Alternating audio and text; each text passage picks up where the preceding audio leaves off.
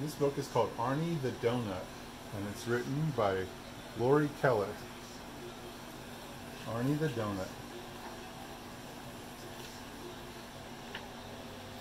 It's dedicated for Cookie and for Sage. Arnie turned out to be just the kind of donut he'd hoped he'd be. Chocolate covered with bright colored candy sprinkles. Look at all my sprinkles, there must be a million of them. He was made very early in the morning at the downtown bakery, home of the best donuts around. Arnie was proud to be one of the best. He knew that people all over town made special trips to his bakery to buy donuts of their very own. As Arnie sat on the tray, which had just been placed in the donut case, he took a moment to reflect on the amazing things that had happened to him that morning. First, he was cut into a ring. Then second, he was deep fried. Third, he was cooled. Fourth, he was iced. Fifth, he was sprinkled. And number 6, he was named. There's his name, Arnie.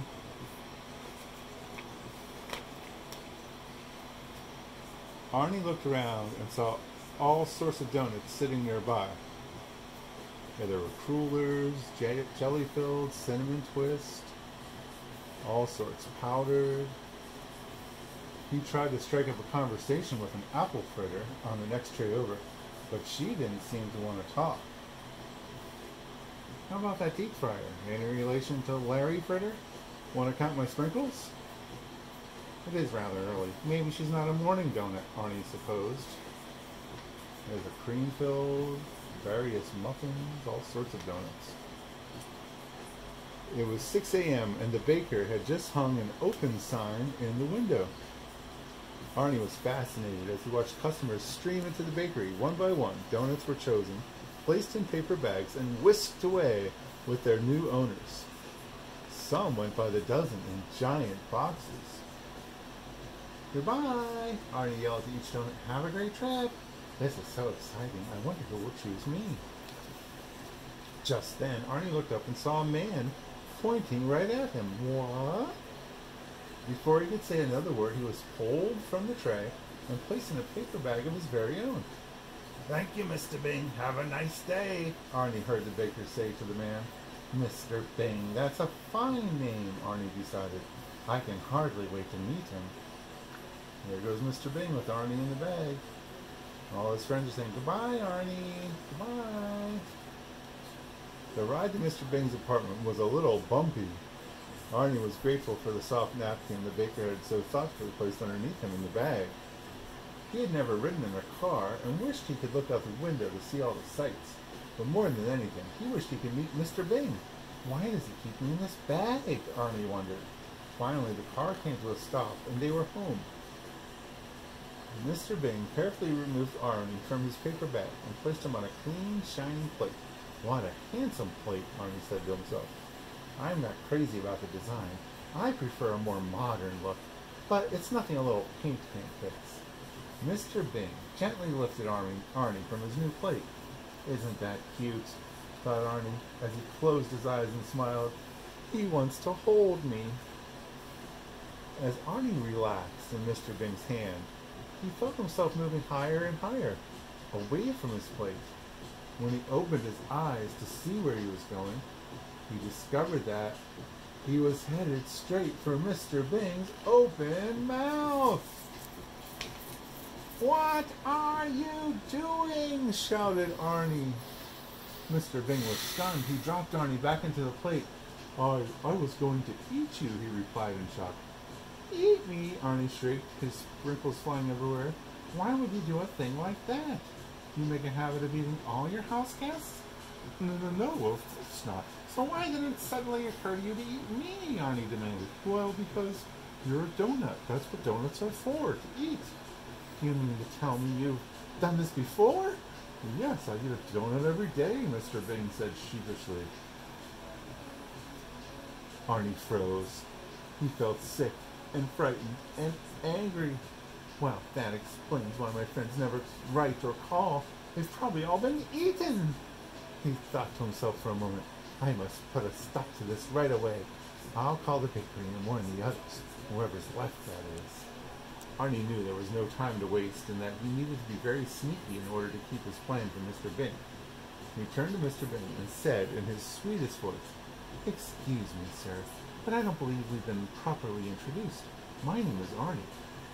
Hello, Arnie," Mr. Bing stammered. "I'm Mr. Bing. It's nice to meet you. Mr. Bing, would you be a dear and allow me to use your telephone?" Arnie asked extra politely. Oh, well, okay," said Mr. Bing, and he handed Arnie the phone. As quickly as he could, Arnie dialed the number to the bakery. The baker answered the phone. "Downtown Bakery, home of the best Mr. Bakerman," Arnie frantically whispered. "This is Arnie the Doughnut. You remember me? You made me at 5:15 this morning. And I was bought about 20 minutes ago by a man who goes by the name of Mr. Bing." "Yes, Arnie," the baker answered. "What can I do for you?" "Now, I don't want to alarm you, but just moments ago, that man tried to eat me, and not only that, he claims to have eaten hundreds of us. I'm going to make a run for it, but I wanted to warn you, so that if you see him coming into the bakery again, you can stop him." "Oh, my, Arnie, I thought you understood. That's why I make donuts for people to eat." "I can't believe it," Arnie gasped. "Are the other donuts aware of this arrangement?" "Well, I think so," the baker said. "Let me ask them to make sure." Oh, yes, donut shop. Oh, my. The baker yelled to the other donuts, "Do you donuts know that you're going to be eaten?" "Yes, we know," the donuts shouted back. "We're delicious." "Did you hear that, Arnie?" the baker asked. Arnie was crushed. The phone dropped from his hand. He'd heard all he needed to hear. Arnie forgot all about his plan to escape. He collapsed back onto the plate, glanced up at Mr. Bing, and muttered, "All right then, let's get this over with. Go ahead and eat me." Oh, poor Arnie. Mr. Bing gazed down at Arnie. "I'm not going to eat you, Arnie," he said reassuringly. I just wouldn't feel right about it now." "Really?" Arnie said with a huge sigh of relief. "Well, I'm glad to see that you've come to your senses. But since I'm not going to eat you," Mr. Bing continued, "I'll have to figure out something else to do with you. I paid good money for you. I don't want to be wasteful." "Of course not," Arnie agreed. "What we need to do is make a list. Each make a list of things I can do with you instead of eating you. Between the two of us, I know we'll come up with something." "Good plan, Mr. Bing," Arnie said. "This'll be a breeze. I bet I'm good at lots of stuff." They both feverishly wrote down their ideas. When they were finished, Mr. Bing asked, "Would you like to hear yours first?" "Sure thing, Mr. Bing," Arnie answered. "Things Mr. Bing can do with me instead of eating me. Do you need a ballroom dance partner?" "No, I don't dance." "You could use a personal fitness trainer." "I'd get too sweaty." "How about a portrait painter?" "Oh, heavens no." "Would you like me to entertain at your parties?" "Don't it make my brown eyes blue?"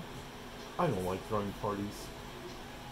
"I could be your chauffeur." "Well, go for that tree." "But you can't see over the steering wheel." "I'd make a great bodyguard." "Who could you protect me from? A cookie?" "All righty, Mr. Bing, let's hear what you came up with." "Okie dokie," he replied. "I just know you'll like some of these. Things I can do with Arnie instead of eating him. I could use you as a pincushion." "Ouch! Oh, too painful." "How about an air freshener for my car?" "How about not?" "Would you like to be a picture frame?" "I don't imagine so." "I need a new bowling ball." "Well, don't look at me." "You'd make a fine paperweight." "Boring." "Then what about a doorstop?" "Try again." But there was nothing else on Mr. Bing's list. They were both completely out of ideas. Well, his list is done, and his list is done. They don't know what they're going to do. Arnie and Mr. Bing were exhausted. They felt terribly disappointed. After a few minutes of awkward silence, Mr. Bing finally spoke. "I'm sorry, Arnie, but it's clear that we can't agree on anything for you to do around here. This is difficult for me to say, but I think it would be best if you found another home." "I know," said Arnie, fighting back tears. "I'll just be on my way then. Is it all right if I keep this napkin to pack up all my loose sprinkles?" "Of course," Mr. Bing replied sadly. "As soon as I get a job, I'll pay you back the money you spent on me." "That's not necessary, Arnie." Arnie shook Mr. Bing's hand and thanked him for the kindness. Mr. Bing opened the door, and as Arnie left, he paused and said, I guess donuts really are only good for eating, aren't they? They both waved goodbye and Arnie was gone. Mr. Bing stood at the window and watched as Arnie walked away. He walked past the flower beds and mailboxes and the apartment manager's office. He passed the tennis court, the swimming pool, and the clubhouse. But when Arnie reached the No Dogs Allowed sign at the end of the driveway, Mr. Bing suddenly came up with a new idea. Arnie, wait up! Yelled Mr. Bing as he ran after him. Arnie turned back and stopped. When Mr. Bing caught up with him, he was out of breath. I can't believe I didn't think of this earlier, Mr. Bing panted. Arnie, I've always wanted a dog. I could never have one because I'm not allowed to have one here, but there's no sign that says no donuts allowed. Arnie perked up when he realized what Mr. Bing was thinking. Would you like to take walks and play fetch? Mr. Bing asked excitedly. You bet I would. Could you do tricks like rolling over? Rolling over, look at me. I was made for rolling over. Well, then there's only one thing left to ask, Arnie. Will you be my donut dog? Oh, Mr. Bing, I would love to be your donut dog. From that moment on, Arnie and Mr. Bing were inseparable. Arnie liked being a donut dog even better than he liked being a donut. He went through a short phase of chewing on furniture, no, Arnie, no, and barking at the mailman, arf, arf, arf. But after a crash course in obedience school, he graduated first in his class. Congratulations, Arnie. Everywhere the two of them went, people would stop to pet Arnie. No one had ever seen a donut dog before. Is that a donut dog? You're so sticky, yes you are. I love that, Arnie. Got a napkin? What a darling dog. What a darling man. Arnie and Mr. Bing had so much fun together. Arnie was the best pet Mr. Bing could ever have hoped for. Mr. Bing was Arnie's best friend. The